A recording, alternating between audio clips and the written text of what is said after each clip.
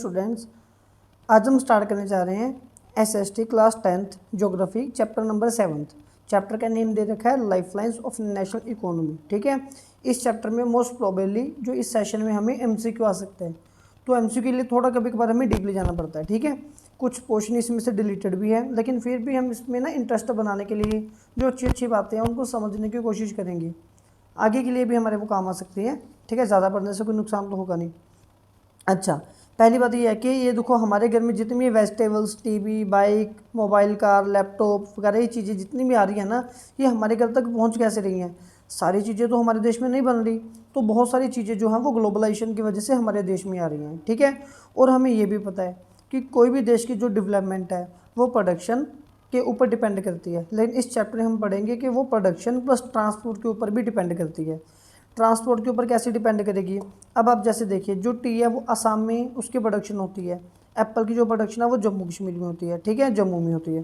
तो अगर ये जो टी है ये असम तक ही लिमिटेड रहे, ये जम्मू तक ही लिमिटेड रहे, तो ये चीज़ें तो हमारे घर तक पहुंच नहीं पाएंगी अगर हम एक्सपोर्ट ना करें, है ना, ट्रांसपोर्ट ना कर पाए, हम इन चीज़ों का एक्सपोर्ट ना कर पाएँ तो कोई डेवलपमेंट नहीं हो पाएगी। बहुत सारे लोग भूख की वजह से मर जाएंगे, बहुत सारी जगह पे ये चीज़ें महंगी होती रहेंगी, कुछ बहुत सारे लोगों को ये रिसोर्सेज मिल ही नहीं पाएंगी।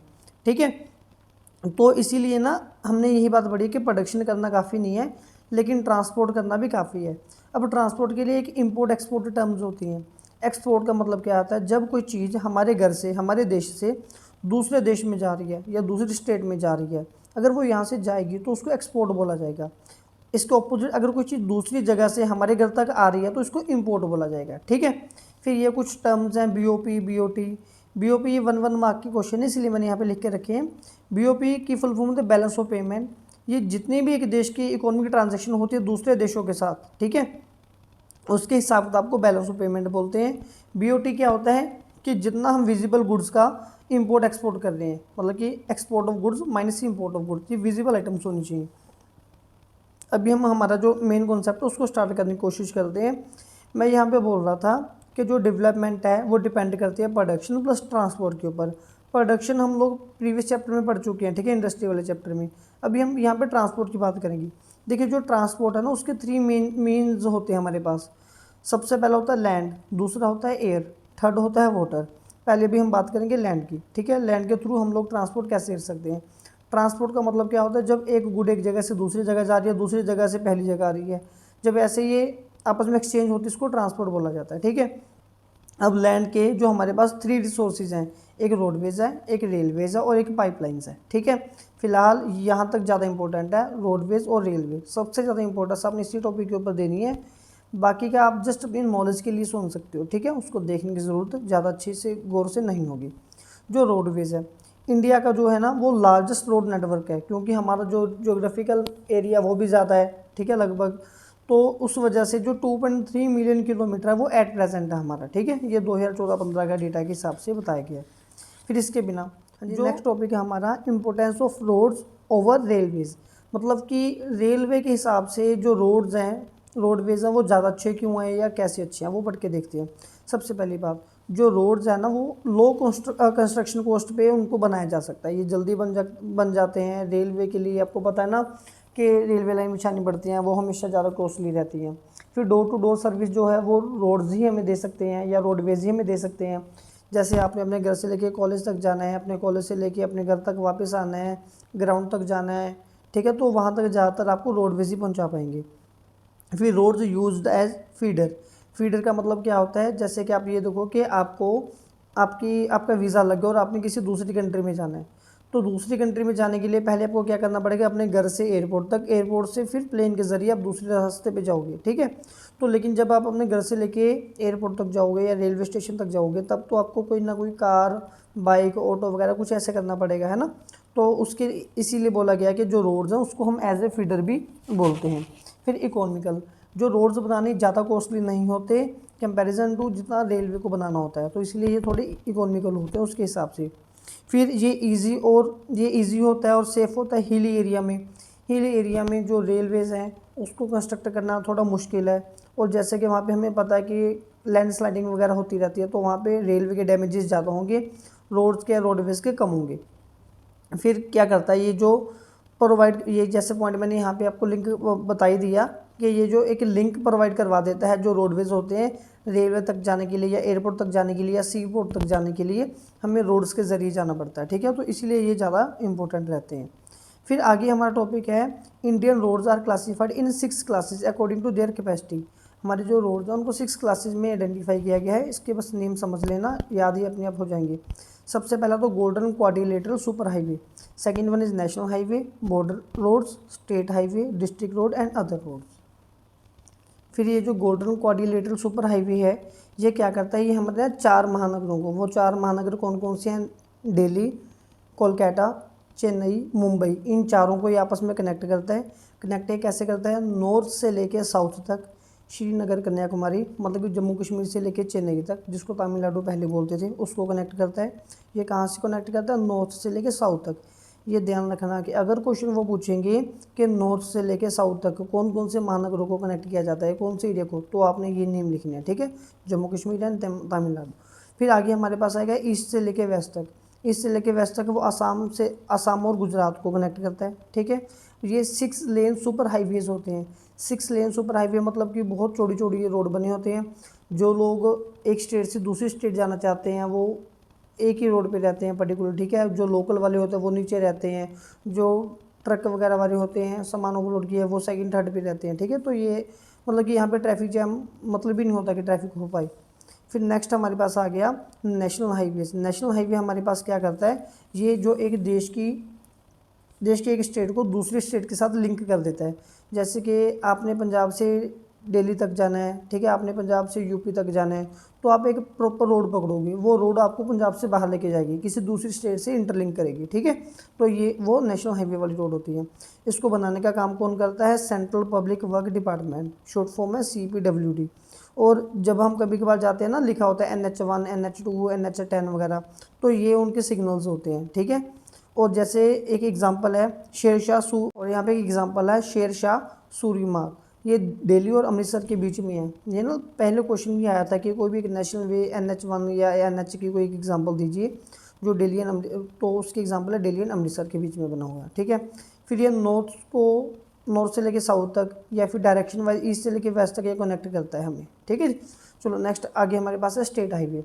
अब क्या हुआ, आप ये मानो आपने पहले तो ये तो चलो 4 बड़े महानगर थे, अब आप अपने शहर के एक स्टेट से दूसरी स्टेट तक तो आ गए।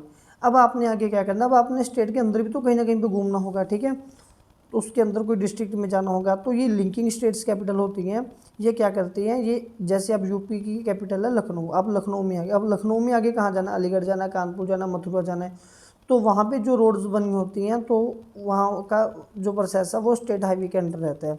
इसको कंस्ट्रक्ट करने का और मेंटेन करने का जो काम होता है वो स्टेट पब्लिक वर्क डिपार्टमेंट करती है, PWD। नेक्स्ट हमारे पास आएंगे डिस्ट्रिक्ट रोड। तो ये नेम से क्लियर है, डिस्ट्रिक्ट रोड्स कौन से होते हैं, जो एक डिस्ट्रिक्ट को दूसरी डिस्ट्रिक्ट से जोड़ते हैं। इसको मेंटेन करने का काम जो है वो जिला परिषद करके रखती है। नेक्स्ट आगे हमारे पास बॉर्डर रोड। देखिए बॉर्डर पे ना काफ़ी तनाव रहता है, जैसे कि इंडिया और चाइना का या फिर हमारा इंडिया और पाकिस्तान का। तो जब हमने कभी कभार कोई ऐसा इशू हो जाए तो हम लोग वहाँ पे इजीली पहुँच सके, हमारी आर्मी वहाँ पे इजीली ट्रैवल कर सके, या फिर बॉर्डर के ज़रिए जो ट्रेड वगैरह होता है, इकोनॉमिक डेवलपमेंट का ये एक हिस्सा है ना, तो उसकी भी ग्रोथ हमें करनी पड़ती है। तो उसको कौन मैनेज करता है, बॉर्डर रोड ऑर्गेनाइजेशंस, ठीक है। फिर ट्रेड होता क्या है, तो यहाँ पे भी एक नोट बना के रखा है। एक ट्रेड होता है सिंपल ट्रेड, एक होता है इंटरनेशनल ट्रेड। जब कुछ गुड्स को 2 लोगों के बीच में इंटरचेंज किया जाए, इसके और इसके बीच में इंटरचेंज किया जाएगा तो उसको बोलेंगे ट्रेड। लेकिन जब ये एक नेशन और ये एक नेशन, जब 2 देशों के बीच में गुड्स को इंटरचेंज किया जाएगा तो उसको बोला जाएगा इंटरनेशनल ट्रेड, ठीक है। नेक्स्ट हमारे पास आते हैं अदर रोड।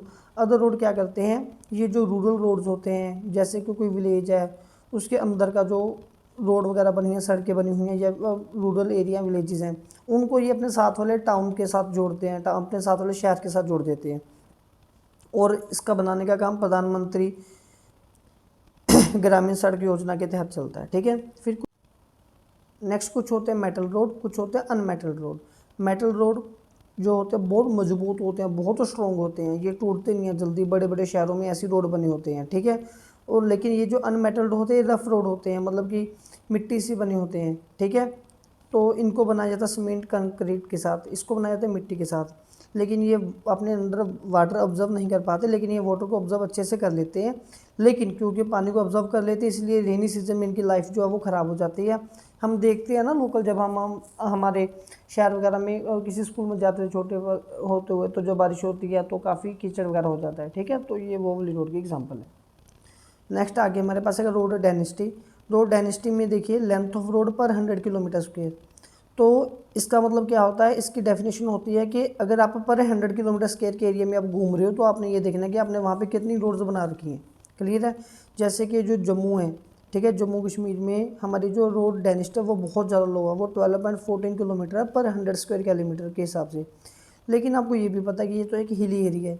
फिर जो केरला है, केरला में 528.8 किलोमीटर है, बल्कि हमारे पास स्पेस तो 100 स्क्वायर किलोमीटर है लेकिन रोड हम 528 में बने हैं, तो इतने सारे फ्लाईओवर भी बने होंगे। तो यहाँ से क्लियर हो गया कि जो हिली एरिया में है जो वो रोड है वो काफ़ी कॉस्टली बनती है, इसलिए यहाँ पे कम है। लेकिन प्लेन एरिया में जो रोड्स हैं वो काफ़ी इजीली बन जाती हैं, इसीलिए वो केरला वगैरह में ज़्यादा हैं, ठीक है। फिर इंडिया की जो एवरेज रोड है या नेशनल डेंसिटी है वो 142.68 किलोमीटर है, इसको कंप्लीट करके 143 किलोमीटर भी बोल देते हैं। लेकिन जो सबसे ज़्यादा रोड डेंसिटी है वो केरला की है, ठीक है, 375 किलोमीटर। इसके बिना अब जो रेलवेज़ है हमारा, ये लार्जेस्ट पब्लिक सेक्टर है, ठीक है। हमारी गवर्नमेंट बहुत ज़्यादा पैसे इससे अर्न भी करती है लेकिन सोशल वेलफेयर भी करती है। रेलवे को यूज़ कैसे किया जाता है, ट्रैवलिंग के लिए, ट्रैवलिंग पता ना, एक जगह से दूसरी जगह घूमने के लिए। फिर ये ट्रांसपोर्टेशन, इसको प्रिंसिपल मोड ऑफ बिजनेस बोलते हैं। जो भी सामान हमारा एक स्टेट से दूसरे स्टेट में जाना है, एक देश से दूसरे देश में आना है, प्लेन के बाद रेलवे की हेल्प ली जाती है और बहुत ईजी, बहुत मतलब कि हमें जो है इकोनॉमिकल पड़ता है। तीसरा पिलग्रिमेज। पिलग्रिमेज का मतलब क्या होता है, जब हमने कहीं पे तीर्थ स्थान में जाना है, ठीक है, कोई घूमने दर्शन करने के लिए जाना है, तो जो रेलवे है उसकी जो टोटल लेंथ है ये दिया 1,08,706 किलोमीटर। क्लियर है।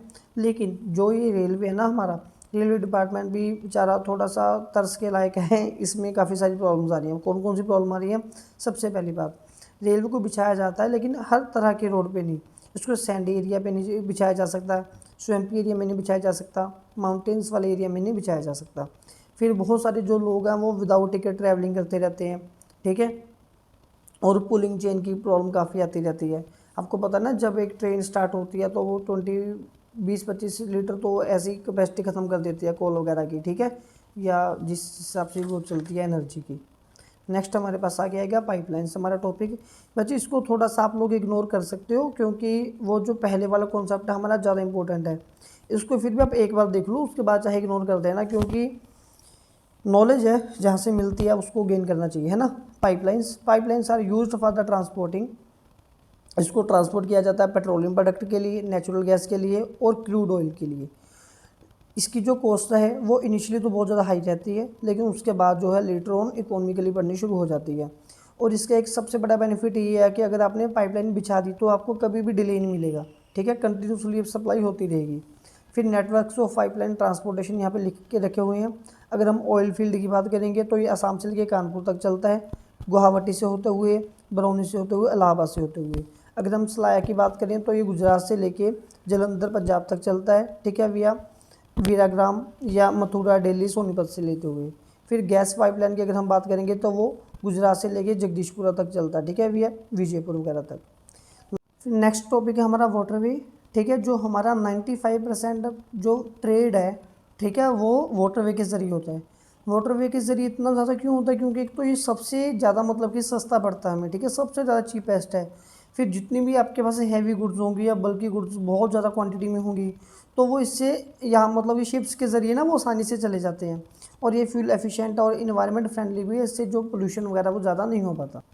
फिर ये कुछ नेशनल वाटरवेज़ के हमने यहाँ पे नेम लिख रखे हैं, ठीक है। NW1 मतलब कि नेशनल वाटरवे 1, फिर NW2 मतलब कि second national waterway, third national waterway, ठीक है। ये गंगा रिवर, ये ब्रह्मपुत्र रिवर, ये वेस्ट कोस्ट कैनल केरला के ज़रिए जुड़े हुए हैं। ये इनकी डेंसिटी दे रखी है, इलाहाबाद से लेके हल्दिया तक 1620 किलोमीटर, सदिया से लेके धुबरी तक 891 किलोमीटर, और ये कुछ लोकेशंस हैं जो 205 किलोमीटर की है, ठीक है, माइंड में रख लेना। और ये कुछ सी पोर्ट्स के नेम हैं, अगर पूछ लेते हैं तो ये अच्छे रहते हैं। मेजर सी पोर्ट्स जैसे एक कंडला पोर्ट्स है, केंडला पोर्ट है हमारे पास, मुंबई पोर्ट है, ठीक है, चेन्नई पोर्ट है, पोर्ट ब्लेयर पोर्ट है, कोलकाता पोर्ट, ठीक है। क्वेश्चन ये कुछ नेम दे रखे हैं हमने यहाँ पे, इनमें से जहाँ पे मैंने WC लिख रखा है कि वो वेस्ट कोस्ट वाले पोर्ट है, जैसे कि मुंबई वाला हो गया, हमारे पास न्यू मैंगलोर वाला हो गया, ठीक है, मैरमगाओ वाला हो गया, ये गोवा में है। और ये कुछ जो दे रखे हैं ये ईस्ट कोस्ट पोर्ट दे रखे हैं, ठीक है, हल्दिया, पारादीप, विशाखापट्टनम, चेन्नई वगैरह में। इसके बिना हमारे पास कुछ आते हैं एयरवेज़। एयरवेज़ क्या है, हमारी जो है सबसे ज़्यादा फास्टेस्ट मीन्स ऑफ ट्रांसपोर्टेशन है, ठीक है, मोस्ट कंफर्टेबल है, हिल एरिया में, ओशियन एरिया में इसको इजीली कवर किया जा सकता है। ये डोमेस्टिक भी होता है और इंटरनेशनल भी होता है। लेकिन इसकी प्रॉब्लम क्या है, इसकी एक ही प्रॉब्लम है कि बहुत ज़्यादा कॉस्टली है, ठीक है। और अच्छा, एक जो कंपनी है जो ऑयल सर्विस प्रोवाइड करती है, पवन हंस हेलीकॉप्टर्स लिमिटेड, ठीक है, ये जितने भी हमारी एयरवेज होती है ना उनको जो ऑयल सर्विस है वो प्रोवाइड वगैरह करवाती है ये। अब ये लास्ट टॉपिक है कम्युनिकेशन, सॉरी मतलब कि लास्ट पेज है हमारा ये, ठीक है, इसके बाद चैप्टर कंप्लीट हो जाएगा। कम्युनिकेशन आपको पता है ना, जब हम लोग एक दूसरे से के साथ कम्युनिकेट करते हैं, बात करते हैं, इसमें पर्सनल कम्युनिकेशन भी आती है, मास कम्युनिकेशन भी आती है। मास कम्युनिकेशन टीवी के ज़रिए, रेडियो के ज़रिए, प्रेस के ज़रिए होती है, और ये जो प्रेस है हमारी डेमोक्रेसी को स्ट्रॉन्ग भी बनाती है। फर्स्ट क्लास मेल होते थे जिसमें कार्ड्स एंड इन्वेलप वगैरह होते थे। सेकंड क्लास मेल आए हैं जिसमें पैकेट्स एंड रजिस्टर्ड वगैरह आने लगे हैं। अब तो मीडिया वगैरह ही काफ़ी हो गया है ना, हाई फाई। तो इंडियन पोस्टल नेटवर्क जो है ये लार्जेस्ट है पूरे वर्ल्ड में, ठीक है। आजकल जो हैंडल्स हैं, मतलब कि इसमें पार्सल वगैरह, लेटर्स वगैरह पार्सल किए जाते हैं। हालांकि व्हाट्सएप, फेसबुक वगैरह आ गया, लेकिन फिर भी इसका काम चल रहा है। जो टेलीकॉम है, ठीक है, ये लार्जेस्ट नेटवर्क है पूरे एशिया में। विलेजेस में, सिटीज़ में 24/7 आ रही हमें सर्विस प्रोवाइड करती है। और जो ट्रेड होता है ना हमारा, ये इंटरनेशनल ट्रेड कब होता है, जब दो देश आपस में व्यापार करते हैं। स्टेट ट्रेड कब होता है, जब दो स्टेट्स आपस में ट्रेड करते हैं। लोकल कब होता है, जब दो लोग आपस में ट्रेड करते हैं, मतलब कि इंपोर्ट एक्सपोर्ट करते हैं। फाइनल लास्ट टॉपिक है टूरिज्म एज ए ट्रेड। देखिए पिछले 30 सालों से ना, 3 डिकेड से जो इंडिया में है वो टूरिज्म बहुत ज़्यादा बढ़ते जा रहा है। 15 मिलियन से ज़्यादा जो लोग हैं वो डायरेक्टली टूरिज्म इंडस्ट्री के साथ एंगेज्ड हैं। जैसे कोई लोग हमारे इंडिया में घूमने के लिए आते हैं तो वो हमारे इंडिया के होटल में भी रहते होंगे, ठहरते होंगे, वहाँ पे खाते पीते भी होंगे, वहाँ पे ऑटो वगैरह भी करते होंगे। तो बहुत सारे लोगों को इससे जो है बेनिफिट वगैरह मिलता है। और जब लोग ऐसे आते हैं तो इससे हमारे देश की इंटीग्रेशन भी स्ट्रॉन्ग होती है, हमारी लोकल हैंडीक्राफ्ट को भी सपोर्ट मिलती है, क्योंकि लोग सामान बेचने के लिए आते हैं, और हमारी कल्चर भी आपस में स्ट्रॉन्ग बन के रहती है। और फॉरेन एक्सचेंज जो रिजर्व है हमारा डॉलर टू रुपीज़ में वो कन्वर्ट होता रहता है, वो भी बैलेंस में रहता है हमारा। फाइनली हमारा चैप्टर था, आई होप ये आपको क्लियर हुआ होगा।